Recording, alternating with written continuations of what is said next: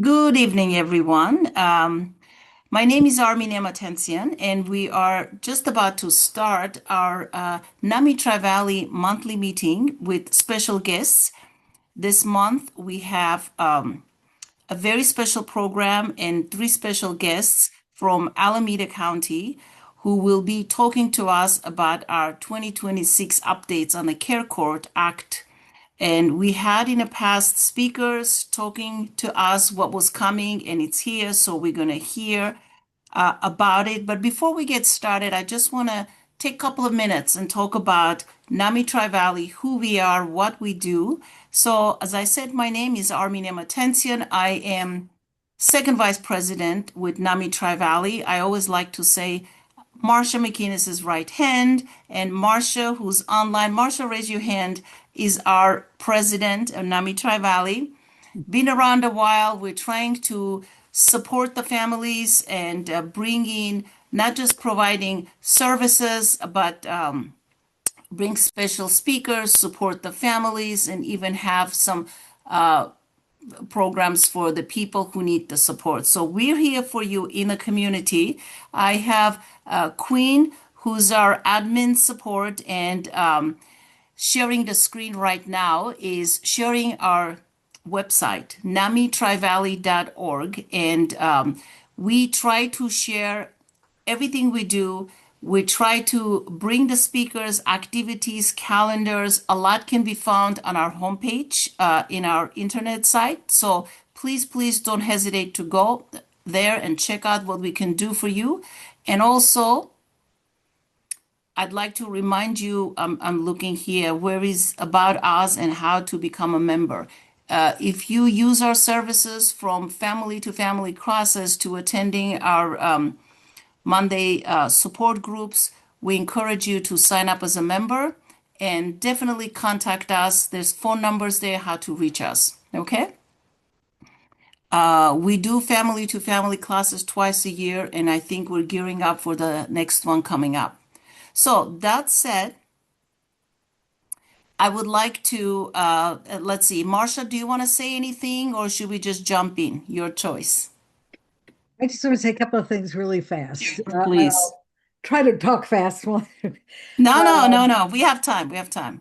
so I just want everyone to know that we're really stepping up on a lot of different things in our community, and even some fun things. So this Saturday, we're going to have a movie afternoon, um, a place where community can meet and watch a movie and popcorn and so forth, maybe to just take a break from everything that, I don't know about you guys, but I'm pretty worried just to the condition of things and funding and services. So we're doing that in the interest of good mental health.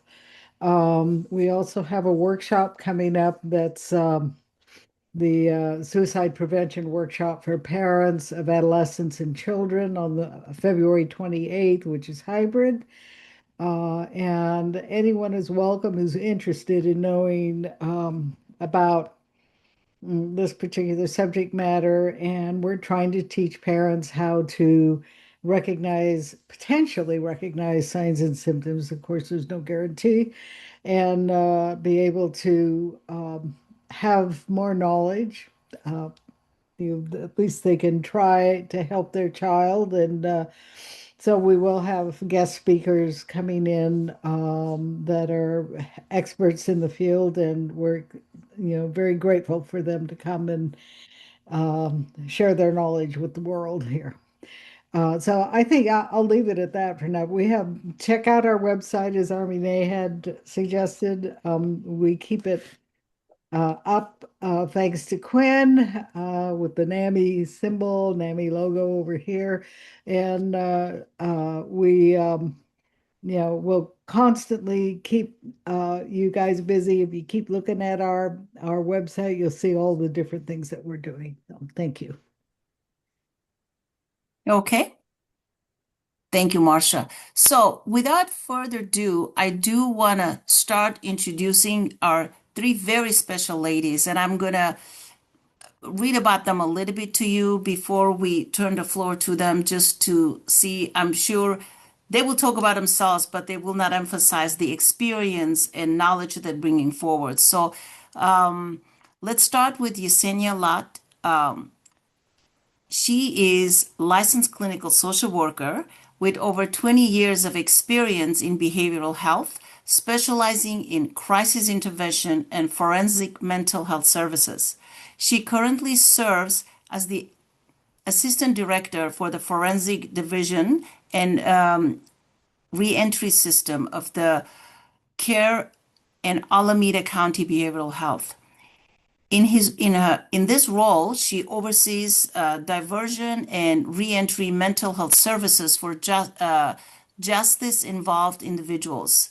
Yesenia brings extensive experience in crisis services, law enforcement collaboration, and policies governing involuntary holds, and she has played a key role in implementing initiatives such as 988 and expanding mobile crisis response. Reneé Pace, our second guest, has been employed with Alameda County for 27 years, beginning as an eligibility technician with social services and then transferring to the behavioral health care services department 22 years ago. As a program specialist with the older adult system of care, Renee's area of expertise is around county, state, and federal-based benefits, primarily Medi-Cal and Social Security-based disability benefits. Renee provides administrative technical support and guidance to various teams of contracted county-based providers working with Alameda County's mental health population. Last but not least, and I think most of us may know her, Kate Jones is the director of the adult and older adult services for Alameda County Behavioral Health. She is a nurse with a master's in healthcare leadership and a master's in rehabilitation psychology. Kate has worked in the field of mental health with both adults and youth for at least 25 years. Prior to her work in mental health, Kate worked with individuals with intellectual and developmental disabilities. She is she's particularly passionate about creating partnerships to provide quality behavioral health services to Alameda County residents. Okay, so we had in the past had heard about Care Court and how that was going to be implemented, and it is an honor for us to bring the ladies who have been rolled out almost a year. And now, without further ado, we're going to share the screen. I think, ladies, either one of you or Quinn was sharing the screen. And we decided, well, obviously, as you know, the session is being recorded first. And then the second, we'll let them go to the material and then open up for Q&A this way. But if you have a question that cannot wait, either unmute yourself and ask your question or jot down your questions and we'll get to them at the end of the meeting, or you can have the conversation at the end. So thank you. Without further ado, I turn the floor to our guests. Thank you so much. I'm going to go ahead and start us off. My name is Yesenia Lott. I am the Assistant Director of Forensic Diversion and Reentry. And as that, I work very closely with Renee and Kate in our CARE Act court program. Go ahead, next page. So what is CARE Court? The CARE Act is the legislation that authorizes CARE Court, which is a new civil court process to ensure that individuals most impacted by mental health challenges receive the services that they need. The purpose of CARE Court is to engage our targeted group of people in community-based treatment to avoid unnecessary crisis, hospitalization, homelessness, and incarceration. It really targets getting services to our most vulnerable populations in our community. Care court establishes a civil court process whereby the courts can order eligible individuals to participate in care agreements or plans provided by the care court team for up to 12 months, with the possibility of extending for additional 12 months if it's needed. And that is determined when a participant is up for potentially graduation. Next step. Thank you. Why care court?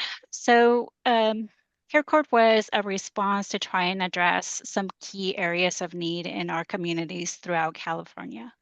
Although homelessness has many faces in California, among the most tragic is the face of the sickets who suffer from treatable mental health conditions. Care court aims to connect these individuals to effective treatment and support, mapping a path to long-term recovery. So we're really trying to support those folks that for many, many different reasons are not able to participate and engage in our programs. Although we have many, many programs available, sometimes it's very difficult for certain folks to engage in these treatment programs. The Care Corps provides a critical new on-ramp into behavioral health systems for populations of people that are the hardest to reach. And it does this through creating outreach and engagement opportunities. Basic human dignity requires us to put our full effort into helping get care for people struggling with severe mental illness on our streets. And a lot of our folks are currently unhoused, and we really need to kind of go where they're at to try and engage them. Next page. So who's eligible for Care Court? Care Court is designed for folks who are 18 years of age or older.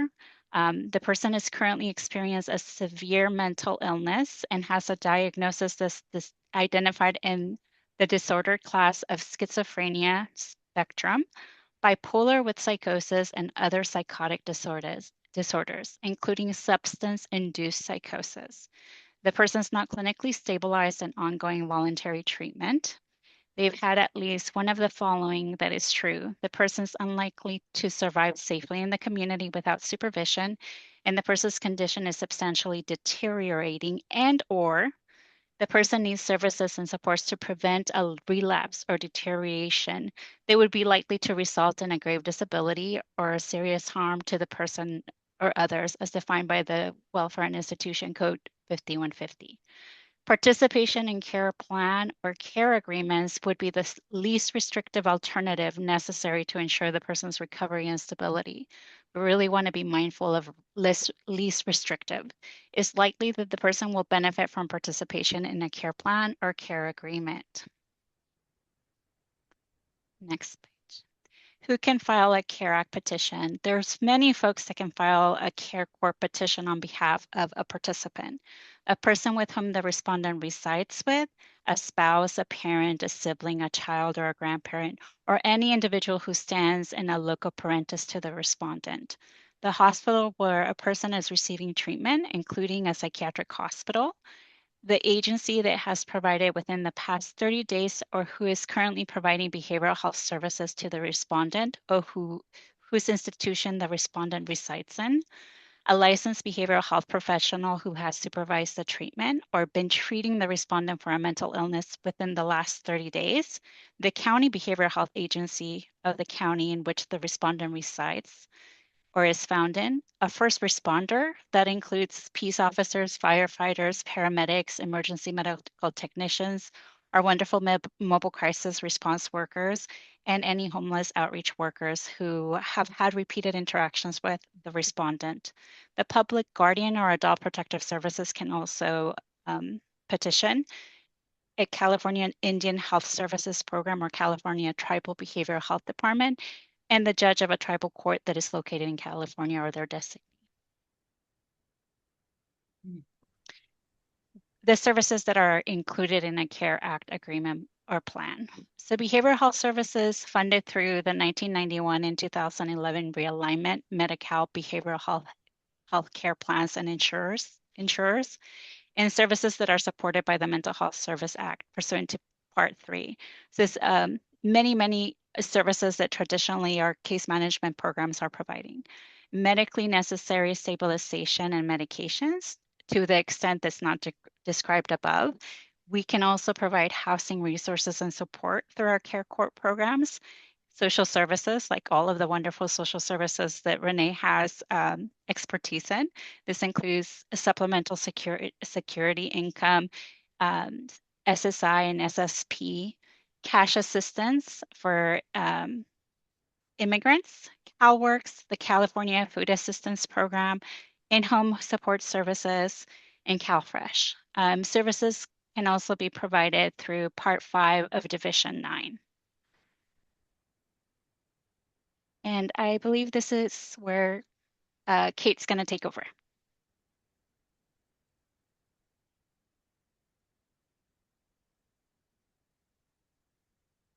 Kate, Kate, you're muted. Thank you. Sorry, my computer was just doing very interesting things. Okay, back. So roles of responsibility for folks that are involved in the care court process. Alameda County Behavioral Health, we are ultimately responsible for the implementation and maintenance and continuation of care court. Every mental health plan in the state is the ultimate responsibility for care court lies with us. We've overseen the implementation of care court. We did this in collaboration with the Superior Court of Alameda County, the Public Defender's Office, our County Counsel's Office, Alameda County Health, which is our parent organization, Bay Area Community Services. We've had some family members involved. We had crisis services involved. We had a very large stakeholder process as we discussed what would implementation of care court look like in our county. That implementation process, just so you know, discussing and framing and forming what this would look like in our county was a year-long process. We review each court order for a care investigation and register respondents. So Renee is very involved in this process, as is our senior program specialist, Kara Palmer. They are at the core and the center of this particular activity. We co-facilitate care court meetings, particularly we do this in collaboration with the public defenders. We track care court participants for, currently it's 3 years, and provide quarterly reports to the Department of Healthcare Services and HHS, or the Health and Human Services for California, is very involved in looking at these stats quite a bit. We also file petitions for care court from behavioral health. We do so many other things with respect to the care coordination and supporting BACs in this process for what we hope is a very successful program for the state. So if you move to the next slide, please. Continued roles and responsibilities, we have the public defender. The public defender represents anyone who is a respondent to care court. So someone is petitioned. If they are found to meet prima facie by Judge Sanderbean in our county superior court, then at that time, the public defender takes on the responsibility of representing who we call the respondent at that time. So they're responding to the petition that has been filed. The public defender is available to answer any questions and hear any concerns that our clients have. They advocate for what the clients want. They explain the process and procedures and help guide participants through the interactions with the court process. Sometimes it really helps the public defender to be there, represent an individual, and be the speaker on behalf of that person in court. Sometimes individuals can actually not have the best response to a public defender because they associate a public defender with a court hearing process, right? So it's an interesting place for public defenders to be in. The public defenders also protect the client's privacy and confidential information. Just so folks know, care court is a confidential process. So for instance, if somebody is legally involved in a matter, the legal aspect of their court case, they're not entitled to know that somebody is involved in care court. So it is a confidential process. And the public defender also helps clients navigate the interaction between court and other court cases. So the public defender definitely gets involved and helps to try to minimize or actually work on getting court cases dismissed on behalf of the individuals that are participants in care court. The Office of the County Counsel, they represent and they advise Alameda County Behavioral Health. So we have a county counsel. As a matter of fact, we have 2 that participate in the care court process, and they assist in navigating any kind of legal processes that might be involved in the CARE Act process and our court convenings. They assist with filing petitions, reports, and other documents on behalf of ACBHD. And we do actually have daily contact with them in helping us review petitions to make sure that they are meeting prima facie, or at least everything is filled in. So when it's uploaded to the court, then it is a complete document when we actually upload that. And then they also attend court hearings with us on a weekly basis. The Alameda Superior Courts, this is where Judge Sandra Bean comes into play. They are there to provide resources to assist with the filing of petitions and business processes by which the petitions may be filed. So the courts system, there's an e-portal where petitions are uploaded to. The court admin staff grab those, the judge grabs those, reviews those petitions, and then the judge signs the order if the petition meets prima facie, and then we'll basically send that information to us in a court order, which then prompts the investigation. But we'll get into that a little bit later. The judge also provides a dedicated calendar. So that is every Thursday that we have a care court hearing, unless, of course, it's a holiday or the judge has a different duty to attend to. But there's been less than a handful of times we have not been able to meet over the last year. The judge makes determinations regarding eligibility, and I would reword that. The judge says at face value, this person appears to meet eligibility. A judge does not actually determine eligibility. The investigation and then the proceedings between ourselves, the public defender, and the judge all come together to review that petition, the investigation to determine eligibility. And then lastly, the judge provides a forum to monitor the process. So our hearings monitor respondent progress and employs the court and the judge as a motivating factor. So you might have heard the term black robe effect. That is that's a big part of care court, that the black robe effect that has been effective with assisted outpatient treatment. That was the basis for including the courts in the care court process, right? Because for some individuals, it does influence their decisions on staying in treatment, engaging in treatment, merely by that sort of black robe effect, if you will, even though this is a voluntary program for participants. So the Alameda Superior Court Self-Help Program, folks may not know this, but self-help helps people file temporary restraining orders, answer questions about how to file certain legal documents. And they are there for the community to reach out to, and they provide support and assistance over the phone, live chat, remote phone and in-person appointments if somebody wants to file a petition.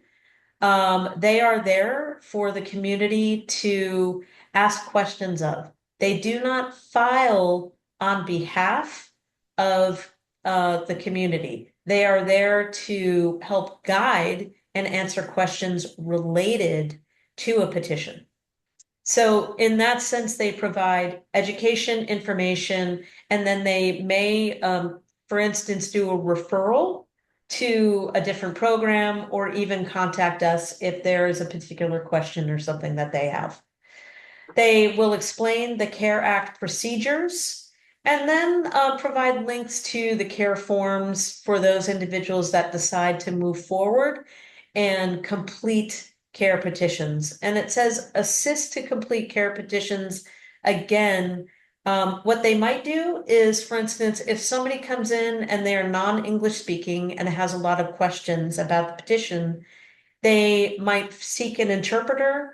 And then we also have, I think it's 7 different languages. We worked with the state of California to work with us to make sure that we had the threshold languages of our county to explain each petition, right? So while they must be filed in English, we do have it on our website, as does the Superior Court, as does the Self-Help Center.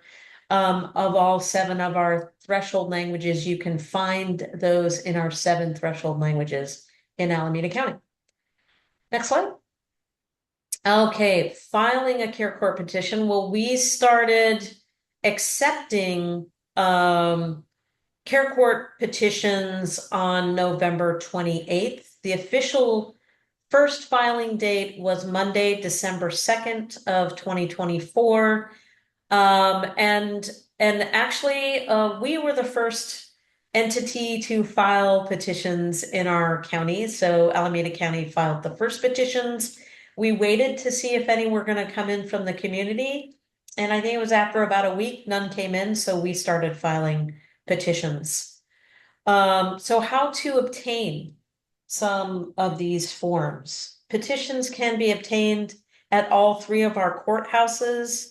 And then you can file right then and there in person. There are boxes to be able to file in person, or an individual can download the documents from the courts of California, and they have the petitions and other forms, the declaration. They have those on this website as well. Next slide. The steps to filing in person. So on the left-hand side of this slide, you will see the addresses of all of the courthouses in our county where you can file a petition. In-person filing is welcome between 8:30 to 3 p.m. Monday through Friday, and Dropbox filing, which is actually right outside of the courtroom door where you would, or office rather, where you would file the petition. You can drop it in the box between 3 to 4 Monday through Friday. So that's after the office closes. And then they do ask that you include a self-addressed stamped envelope if you are filing a petition. On occasion, people can forget to put their information on a petition, so it's always nice to have the envelope to refer to. So the form that's the very important form is the CARE 100. That is known as the petition, which a family member or any one of those individuals that Yesenia reviewed before must file a CARE 100 petition.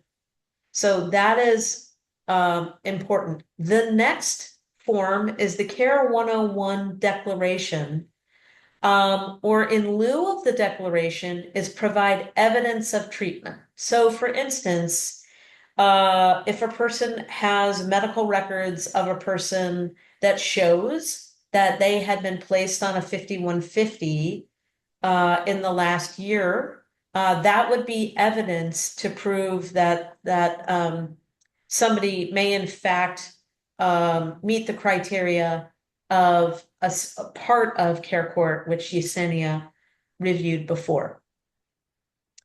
Once all of that is filled out, then that is submitted to the court. And again, when we file, and some of those things don't have to get done because as the Behavioral Health Department, we don't need to file some of those documents. Here's some pictures of our courthouses, just so they look familiar to anyone who might be going in person. Next slide. All right, so how to file. So, and this is particularly for electronic filing. You fill out your documents that you've downloaded from online, and then you have to select one from the many e-filing services. The court cannot recommend an e-filing service, so it's at your discretion what you want to do for uploading that, but you can get on Alameda Court's e-filing service providers. On there, you can choose a provider, and then you just simply follow the steps of that they take you through for uploading and filing that document. And then monitor your email or your e-filing account. You will get a notice that you have successfully filed your petition for care court. So you can always find more information on the court's website. You can find information on our county website as well. Okay, so here's the process simplified. So the first part of this is to file the petition, and then it is received by the court. So again, either that can be done through mailing to the court, dropping it off in person at a court, or e-filing. And then it is received by the court in one of those methodologies.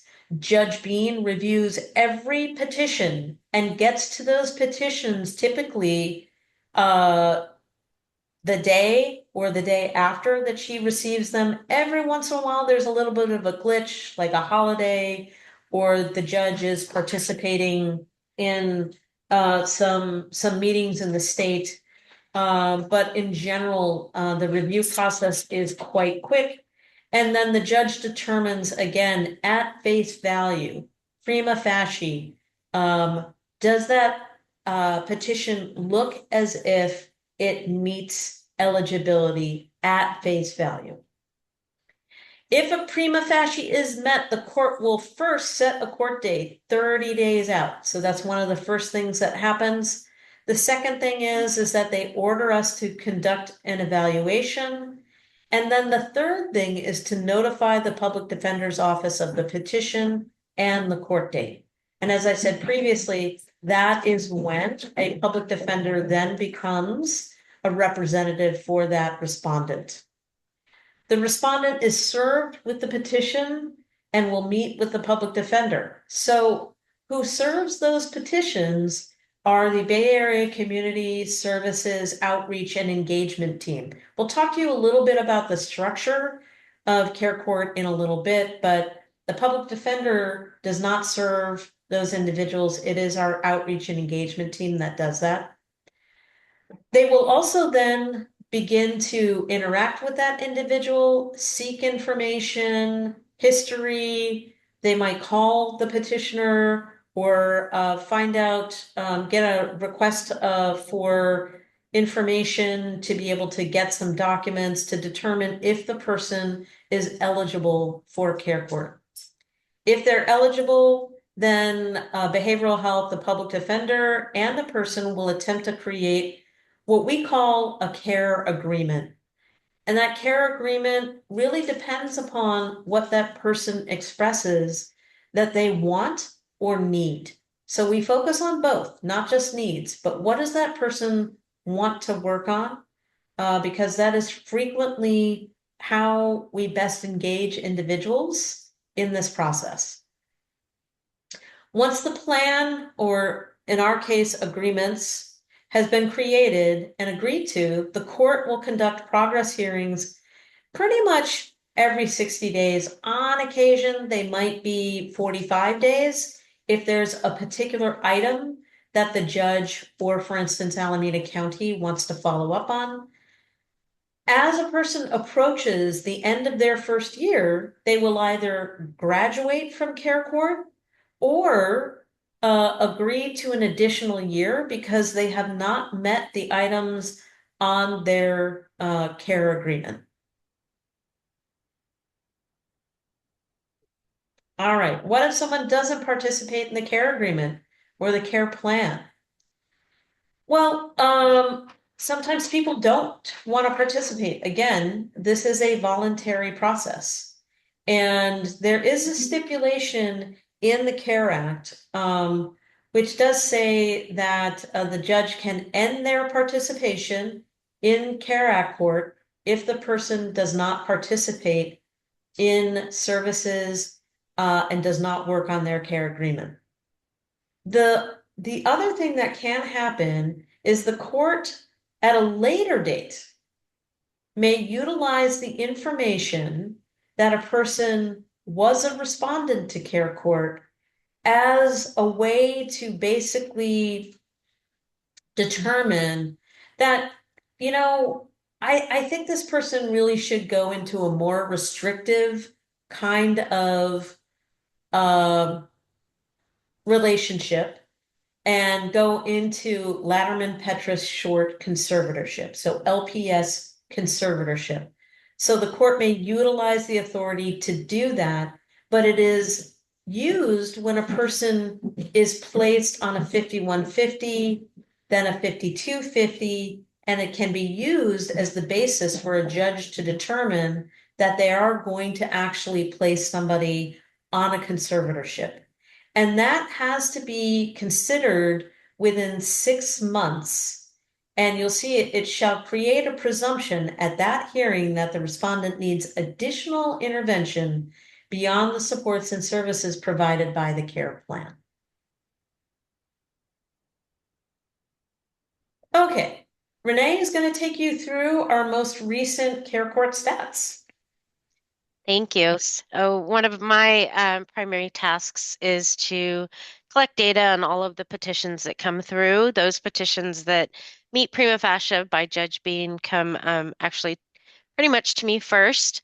So I take data from those petitions. I get the petitions ready to send them to BACS, the provider that is doing our outreach and engagement.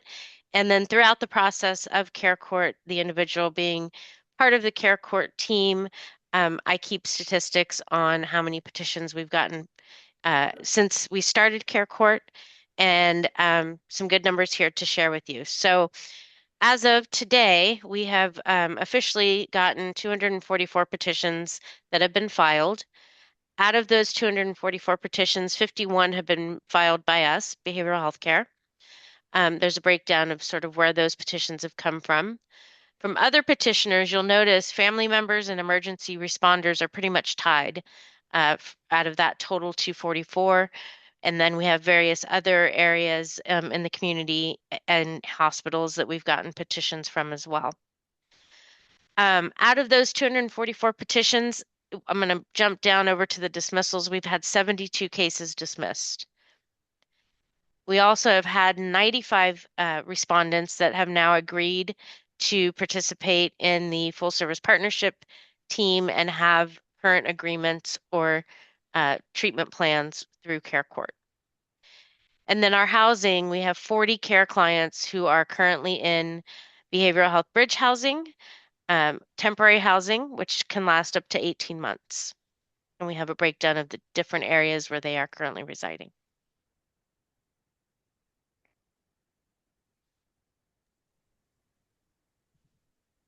This page here just has some helpful resources and links on navigating through care court and the information about care court, self-help, the Alameda courts, also our website with behavioral health care, and how to prepare petitions using a guide that is available as well. Renee, I'm hoping, I think the next slide is just a thank you Yep. slide Yep. and questions and answers. And there has been some information in the press, and I believe yesterday, the San Francisco Chronicle article was talking about care court not being successful in the state of California. And there was a recent article about Alameda County, and it talked about how I think it was only 20% roughly or less of our care court respondents were unhoused. And I think that what that stat did was to, one, it was an incorrect stat, and then two, gave the impression that we were not reaching the population that we were intended to reach.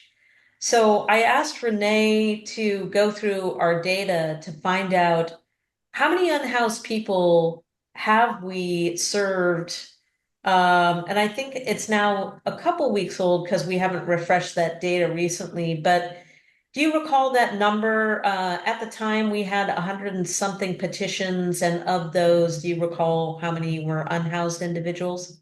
Yes, we actually were already a little bit over 200 petitions at that point, and 160 were unhoused at the time of petition. Yeah, thank you. So more than 75%. So I think what's really hard about care court is it's being practiced differently in every county. So can we take down the slide deck? And I know people probably have some questions, but I want to tell you a little bit about the structure that we built care court with. Alameda County and a couple of other counties in the state have had what we call in-home outreach teams. And I know some of you are familiar with that term, or as we frequently call them, IHOT. It's a strange name. It was developed down in San Diego County some years ago with telecare. And since we've decided to call our outreach teams intensive outreach teams, outreach and engagement. So we call them intensive outreach and engagement teams because IHOT is a confusing term. And we knew that those teams had better statistics when it came to connecting hard to reach people to services. We knew that it was likely that our community, when they filed petitions, that they would be on individuals that were not currently engaged in care, were going to forensic settings, were unhoused. In other words, the hardest to reach of those individuals who could benefit from mental health services. So as we were in our initial stages and thinking about what model, how are we going to construct this program, we decided that we would have a large outreach and engagement team. So we have a team of 10 individuals that what they are specifically tasked with doing is attempting their first outreach and engagement with an individual within 48 to 72 hours after we have sent the information to Bay Area Community Services. So that's our expectation, is that they do their first outreach attempt to those individuals within 48 to 72 hours. Does that always work? No. But that is the goal. And then what we did was we created a care court specific FSP. And when we put out our request for proposals, we thought that it would be best that one organization run both the outreach and engagement team and the full service partnership, otherwise known as assertive community treatment team. We felt it was best to do that because we felt like this was an extremely complex program. These are some of the hardest people to reach and engage. And so we felt like having that continuity between both of those programs within the same agency would really benefit the individuals. And that was really what was the foundation of how we moved forward with this process. So I wanted to share that with you because I think it is one of the reasons why we are so successful compared to other counties that may be doing this. Other counties are doing this very differently, as we've found out in going to care court forums. There are some that are really focusing. You saw on that information sheet, missed and fist. You probably don't know what that means, but it means misdemeanor, incompetent to stand trial, or somebody who's a felony, they have a conviction for a felony, or not conviction, rather, they're in the process and they've been charged with a felony and they've been found incompetent to stand trial. So they are commonly referred to as mists and fists. So some counties really focus on that population only. And we very early on decided that we really wanted to be as open and flexible as we could within the confines of the criteria that the state had established. So in our process, as we went about structuring this program, and all these folks were involved in this process, but then it came a time to start training. And I think altogether, between ourselves and Indigo Project, I think we did about 30 to 35 trainings prior to the start of Care Court. And as a result of those trainings and our relationships with our providers, we have 244 petitions, and we ended our first year at over 200 petitions.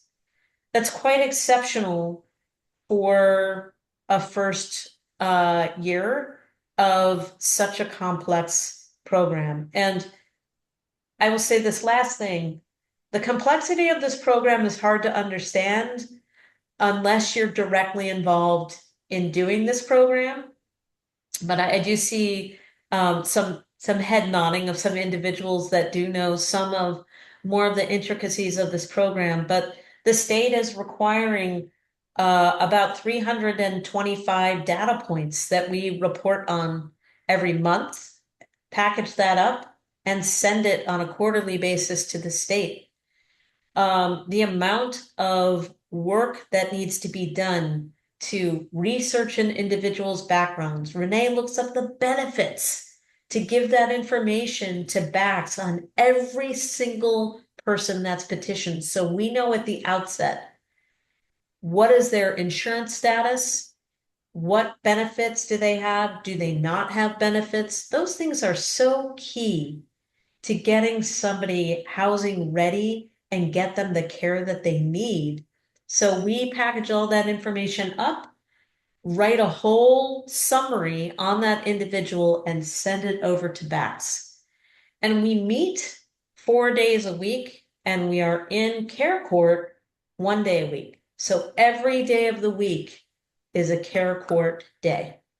So that just gives you a little bit of an example of the intensity of this program. And we are at a point where, one, we funded this program without additional dollars from the state. And it's a very expensive program to run. And we are very near or at capacity for our specific care FSP. Now, that means that we do seek out other ACT programs that we can get people connected to. We're working on those things, but for all intents and purposes, not to toot our own horns, but I'm going to toot our own horns, we have been quite successful with this program. I want to acknowledge, however, before I stop, some family members are not finding this program to be satisfactory. And I want to acknowledge that is absolutely, I'm sure, the case for some folks. And there are likely a couple of different reasons for that. One, their family member or loved one, friend, whoever that individual is, might not have a diagnosis that qualifies for care court, i.e. making them ineligible for this specific program. The other thing is that this is a voluntary program. And I know you've heard me say this over and over again, but this is so important because many people think that this is forced, obligatory treatment, and it is not. An individual has a choice as to whether or not they will participate in care court.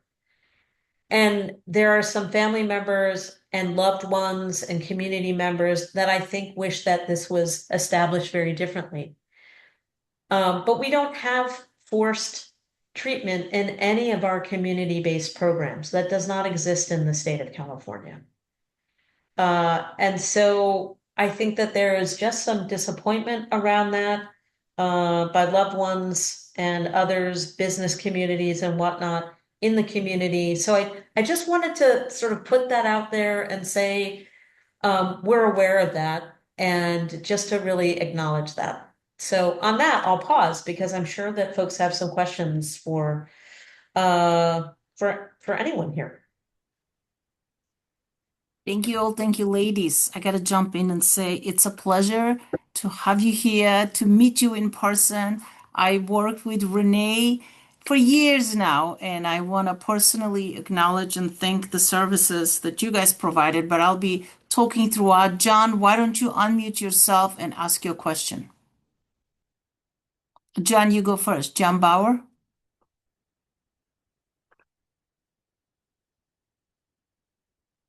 See. Okay, can you hear me? Yes, we can hear you. Oh, okay, Please go great. ahead. I still haven't figured out how to put the video on here. So our family contacted the Alameda County Behavioral Health Department a number of times. And not a long time ago, but in recent memory, in 2018, and our son had private health insurance. And we were told that because he had private health insurance, and I asked this question, every forum that the Alameda County Behavioral Health Services puts on. Other people in the Alameda County Behavioral Health has heard it.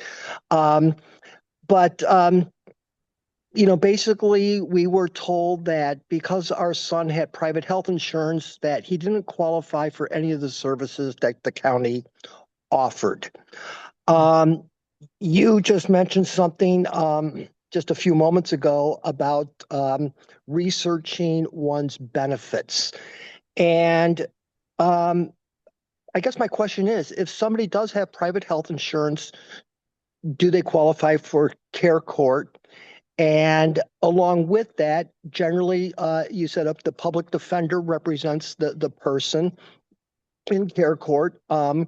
I know that in a criminal proceeding that, usually a public defender is assigned to somebody who cannot afford an attorney.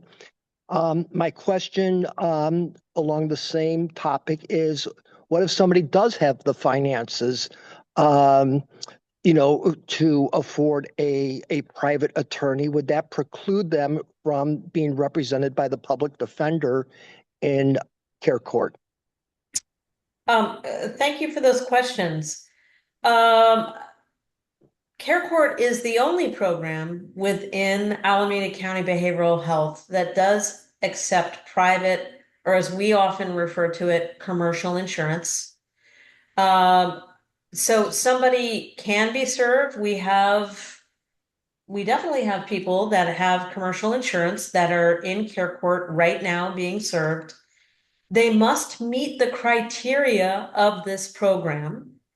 But as long as they do, and it is determined that they would benefit from the program and they voluntarily participate in the program and accept the services of this program, They may be served by our department for 1 to 2 years, depending upon how their treatment goes. So that is the case.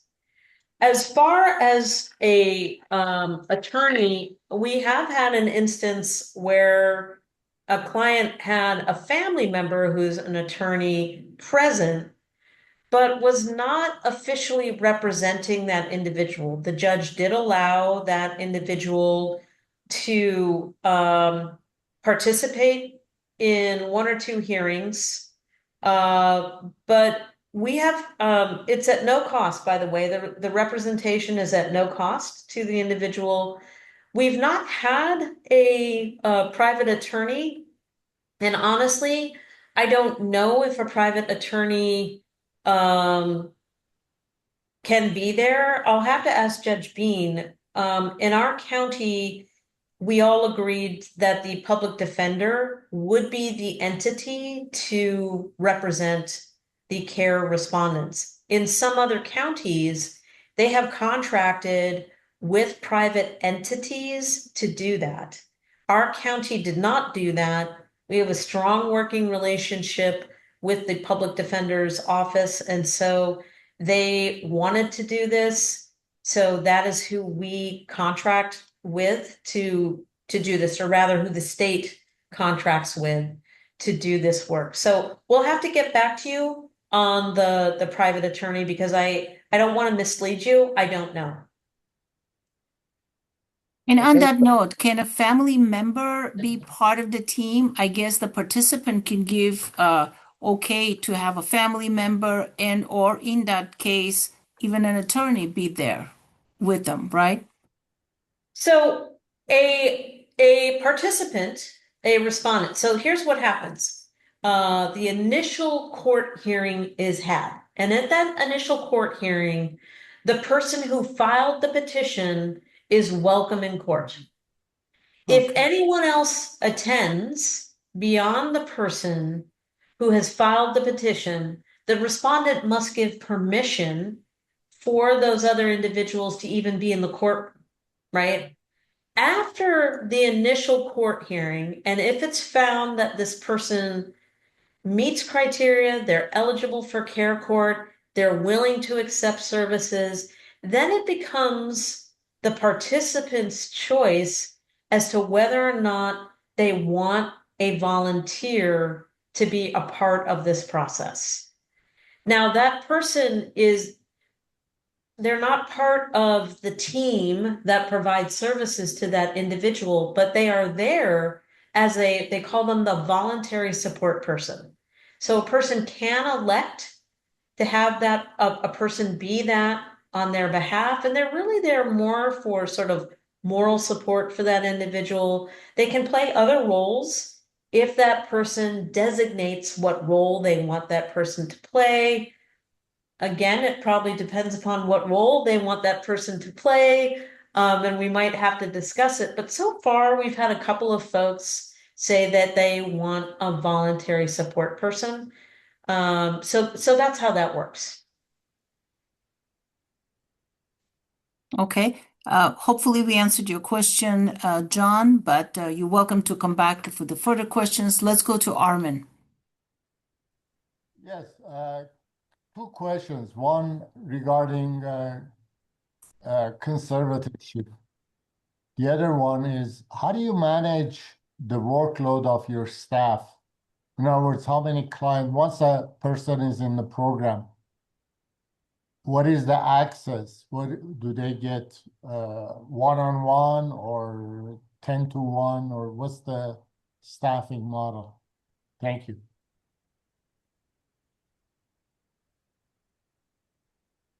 So, well, conservatorship, what is your question about conservatorship? And then I'm going to hand it over to Yesenia to answer the ACT question about the ratio and services that are provided by the ACT team.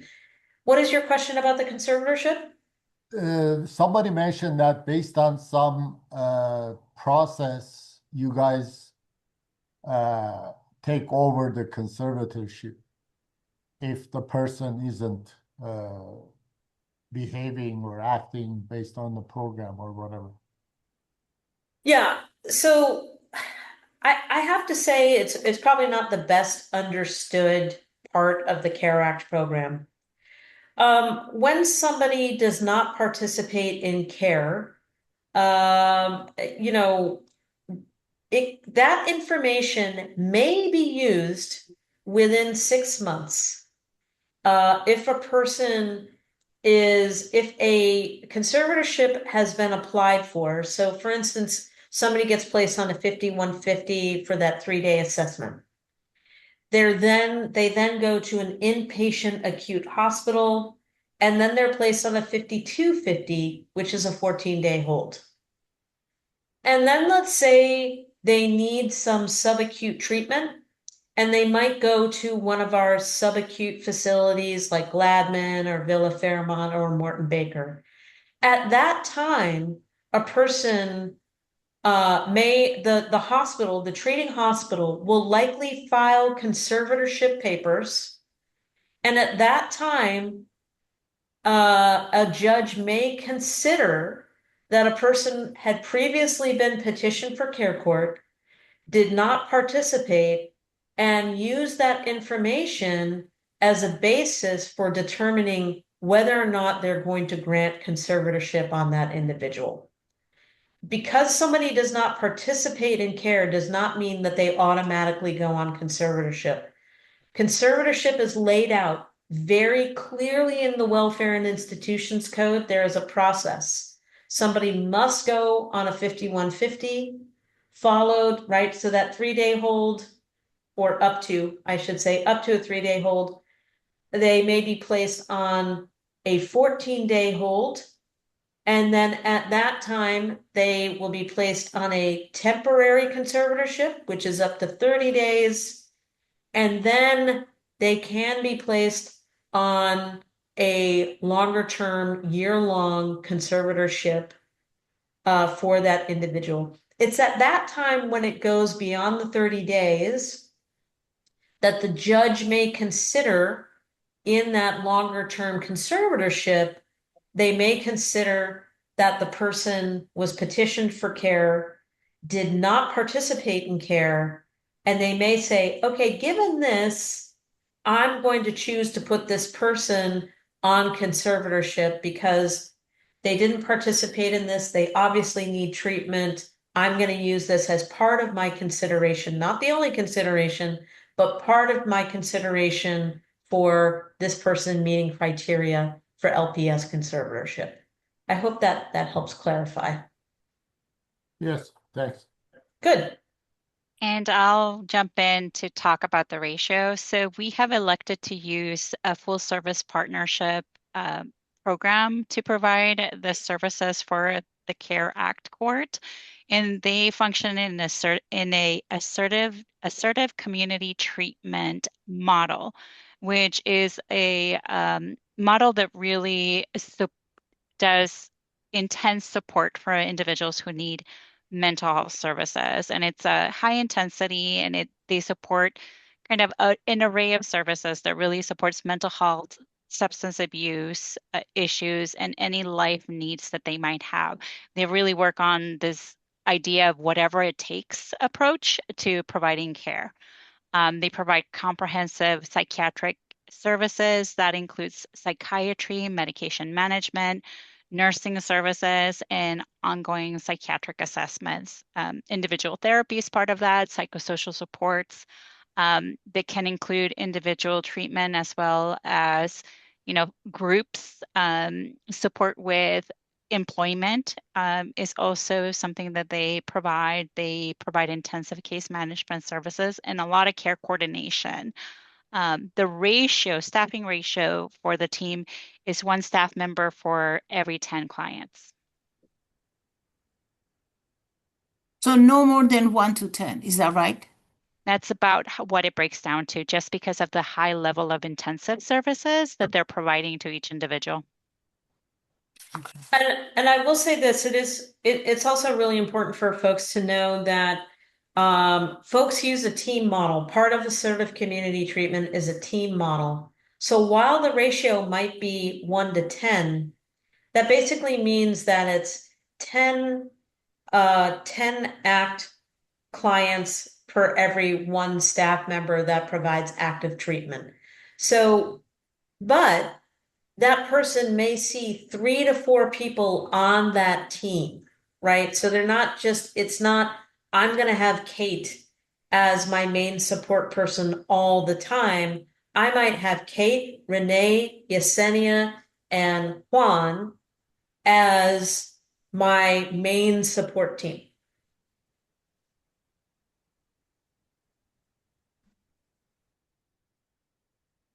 Okay, Armin, are your questions answered? Thank you. Yes. Okay, you may want to remove the hand. We just got one online. Let's see, it's a nice long question. I can read this. To use the Alameda Superior Court self-help assistance through phones or live chat, do you have to be discussing someone who is already established as a care court client? I am a limited conservator of probate of my daughter with SMI who is too delusional to have meaningful discussion with her psychiatrist about consent for medication. The psychiatrist wants to add an affidavit A and B, or her probate conservatorship for me to give psych medication to consent. But we don't know if this is allowed. Probate conservatorship is not something we deal with very often. Probate conservatorship is almost exclusively for individuals who are older adults and who have a dementia diagnosis and are unable to take care of their estates. So that is really, are you thinking, Janet, are you thinking that this is actually an LPS conservatorship that your daughter is on? Because there are definitely private, like family members who are LPS conservators. She has a developmental disability, and Ah. she's been on this probate conservatorship since she turned 18. We've been very unsuccessful trying to get LPS conservatorship. So her psychiatrist is hoping that we can just add these 2 affidavits to her probate conservatorship so that I can give consent for psych meds. I see. I am less familiar with that. I have more familiarity with the 6,500 conservatorship that people are put on. It can last up to a year. The regional center is the entity that applies for those 6,500 conservatorships. And they typically result in individuals going into intense treatment environments, particularly the state hospital environments. So as far as affidavits A and B, I would recommend calling the conservatorship's office and speaking to the officer of the day to discuss affidavit A and B. I'm not familiar with those related to the probate conservatorship. We are regional center clients. I haven't heard of the 6,500 conservatorship, so I'll look into that. But I appreciate your input. Thank you. Sure. Okay, if there are no questions, I have many of my own, so I'm gonna watch to see who else is asking questions. So with so many cuts, so many changes that we're in the middle of a hurricane, in a financial world, where does that leave care court? What is the commitment? What is the budget already planned, and how long we can envision the program? Yeah. We are committed to care court. Care court, we are, with respect to the Behavioral Health Services Act, right? So we, in the state of California, it was narrowly passed to convert the Mental Health Services Act to the Behavioral Health Services Act. Because of that, BHSA mandates that roughly 35% of the BHSA budget that we receive on an annual basis be spent on our full service partnership programs. So that is a guarantee. We must spend 35%. We are spending 35% and actually above 35% in our county because we chose to create a new FSP for Care Court. We are committed to this program. We will not reduce this program, and our county can expect this program to continue, barring any changes from the state. Okay, that means the service that our county members saw up to this year will not change, should not change. That is correct. Okay, I already heard from the provider, so most people may not know. My family member, my loved one, participates in the program already, and I want to thank every one of you involved, including some of the members of the backs. You know, you guys work hard, and most of us and all of us here who have a loved one understand how tricky the situation is, how difficult it is. I am running housing committee on behalf of NAMI Tri-Valley, and I'm trying to even come up with a definition of what is a roof over someone's head when there's mental illness involved, because the condition changes so much, right? You got to be able to adjust. So a lot of work is happening, but I can see, like, before I go further on this, and I'll tell you more, what is the limit for the program for Alameda County? And people come in and out of the program, right? But what do you think is like the max that you can handle? Clients.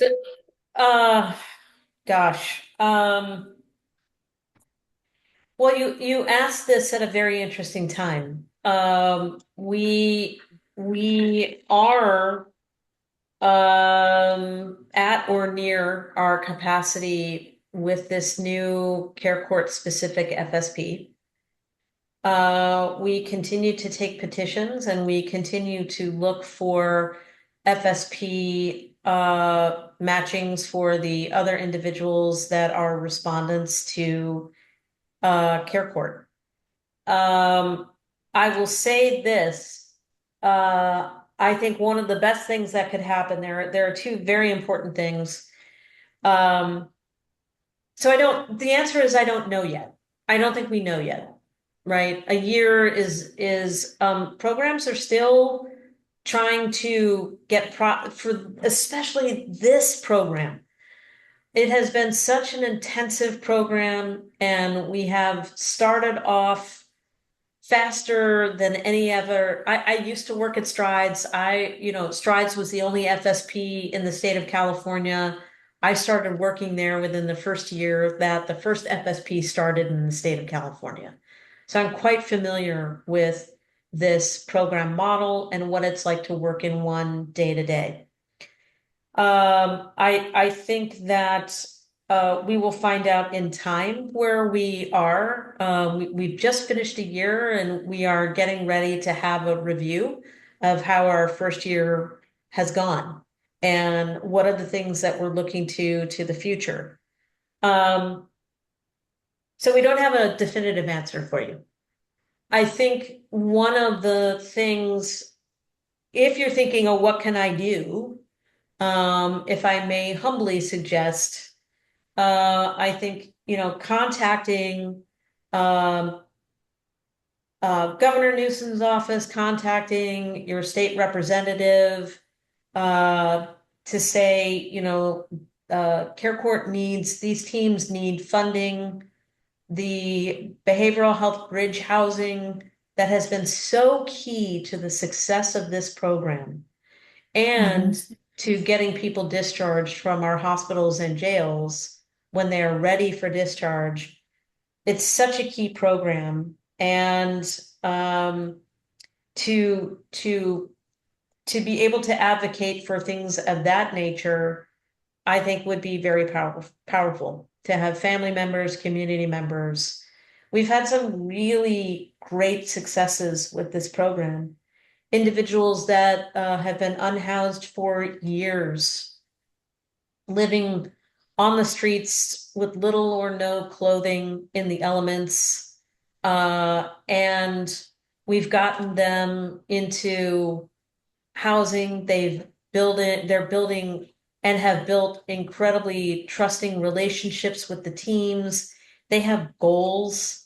They're working on getting jobs, or just stabilizing. And so to be in that court week to week is an incredibly inspiring event that we get to participate in on a weekly basis, and to see the progress that individuals make. And our connection rate in our county is a very high connection rate. And I think one of the things that we're hopeful about is that there will be an opportunity at some point to expand the program, but that will depend on dollars becoming available that we currently don't have to be able to expand the program. But we're hopeful.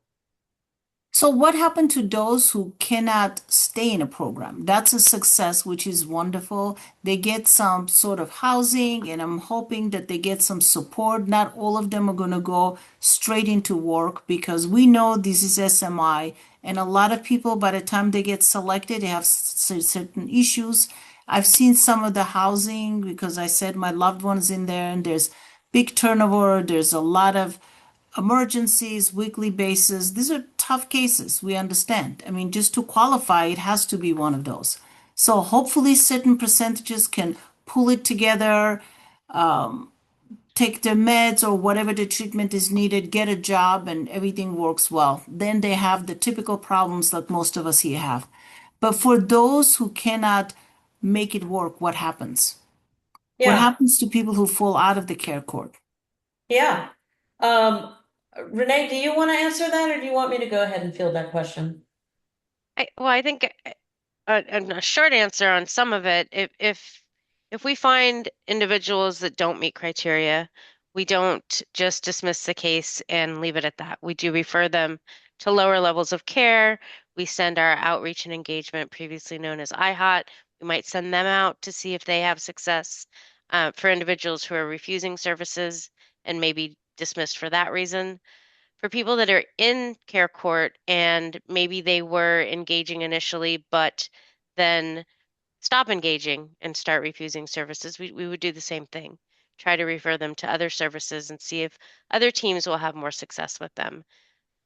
So I think that's the short piece that I've seen it happen already. We've had, as I mentioned on the slide with the stats, we have had several dismissals. And out of all of those, we make sure that we can try to get them connected to something. Okay. What if someone needs higher level of care versus lower level of care? We've had that as well. Definitely have had that as well. So that has happened, not as often as lower level of care or same level. We've had individuals who aren't meeting criteria for care court, but they still require the full service partnership level of care. So we refer them to one of our other teams when that happens as well. When it's a higher level of care court needs to be the least restrictive. So if they do need the higher level of care, then they would be dismissed from care court. We will monitor those individuals to see if they then need to step back down, and they could come back to care court or to another team that would be appropriate for them. And I'll just add, it depends. If a person goes to a state hospital, we will dismiss because those are long stays. They're typically individuals who go to a state hospital because they are a person who's determined to be a person who's incompetent to stand trial based on a felony charge. And they go up to the state hospital for what they call restoration of competency treatment. In those instances, we do dismiss, and the state hospitals are also filing care court petitions, but then we also track them. So if they come back down, we then reconsider them for a care court petition. If somebody is in care and needs a higher level of care, the teams have worked together with our crisis services teams and the hospitals. And we have numerous people have been hospitalized and stabilized in our acute and subacute hospitals.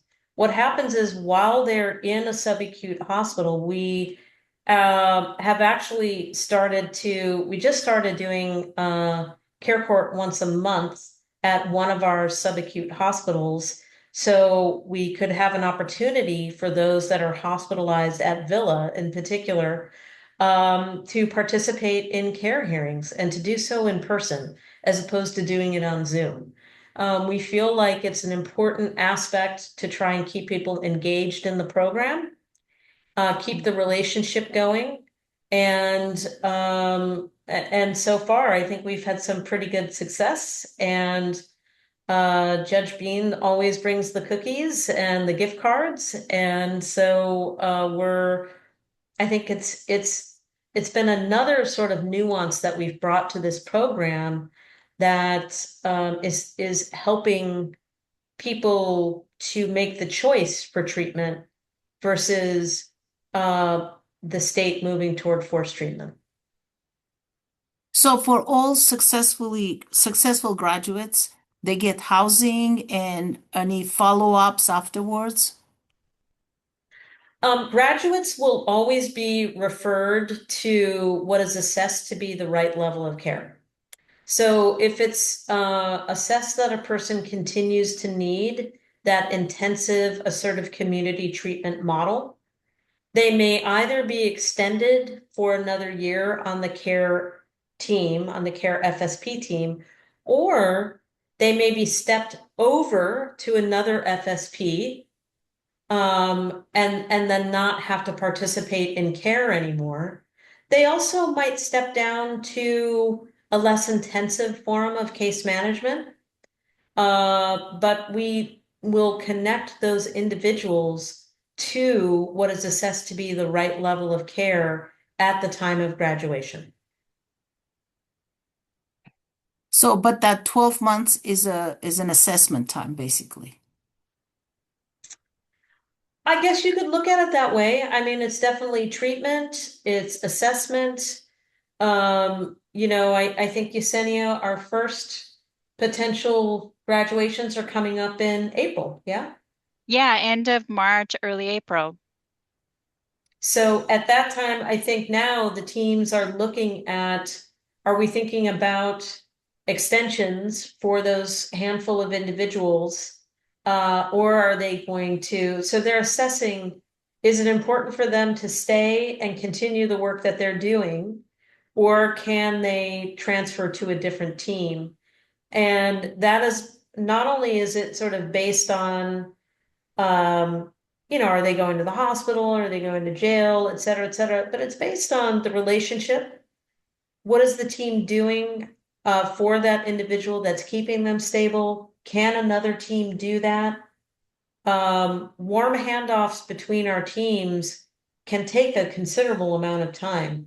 So it's not like you decide we're going to graduate this person and the next week they're on another team. It doesn't happen that way. We've really learned a lot over the years, and we will take up to 3 months of what we call a warm handoff to transfer someone from one team to another, so that we make sure that they know who that team is, build a relationship with that new team. So our goal is that they don't become unstable as a result of stepping down or stepping over. And the average, how long does it take for them to find housing within the program? Oh gosh, I don't think we have a number for you.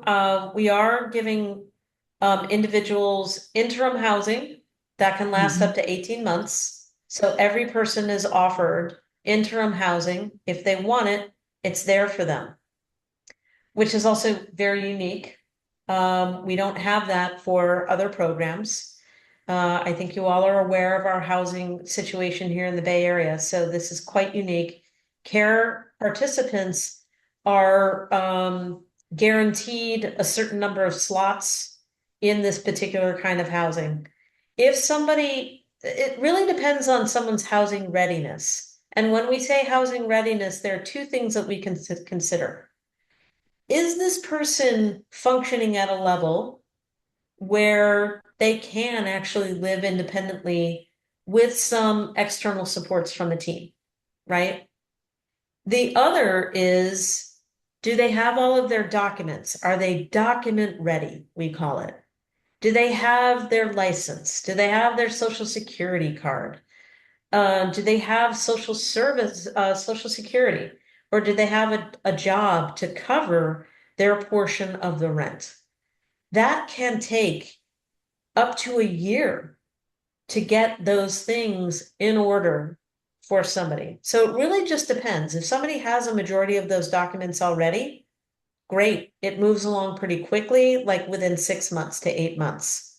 If somebody does not, if they're not able to tell us where they were born, boy, that takes a much longer time if they don't have a license or any kind of ID. It really, then it's like a private investigator, and it takes quite a long time. Anything to add to that, Yesenia or Renee? I would just add that once somebody is on the permanent supported housing queue, they have their documents ready and they're starting to get matches for housing that may be available. That also can take some time based on client choice. Yeah, So, oh, thank you. Yeah. yeah. They don't always take the first place that's offered to them. Mhm. So it's nice that they have choice, Mhm. but it does I have extend to, the amount yeah. of time. Being from Tri-Valley, I have to ask this question. Are there any housing from Livermore, Pleasanton, Dublin area, this Tri-Valley that you know of? I know, been involved in this, a lot of the housing options are either Oakland and Hayward.